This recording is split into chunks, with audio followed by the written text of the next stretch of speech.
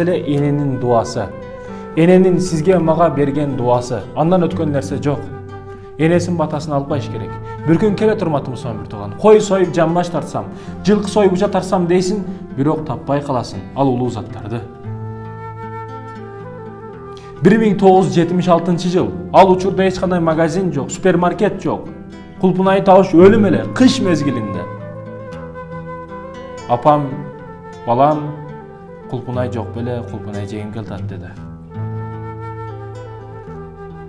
Балам, кулпунай жегим келди, кулпунай барбы dedi. Бул дагы, ооба апа, кулпунай жегиңиз келип атабы? Кулпунай бар dedi. Жок дебеди. Апанын көңүлү, эненин көңүлү. Ооба, апакем бар dedi. Жейсизби? Ооба 3-4 болсо жакшы болмок. Дейт элем dedi.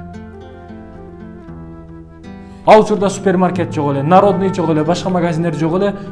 Ошол жерден билет алдым дагы Москвага учуп бардым дейт. Москвага учуп барып, ал жерден кулпунай алып, кайра алып келдим дейт. Келип 3-4 эле кулпунай жеди айтканындай. Бирок ушундай дуа берди мага.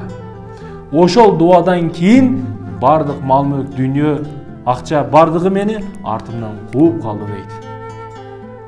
Айтыла турган эң чоң маселе урматтуу мусулман бир туган, сага бере турган дуа, энеңдин сага берген дуасын Каабанын имамы дагы бере албайт. Энеңдин сага берген дуасын, батасын Каабанын имамы дагы бербейт.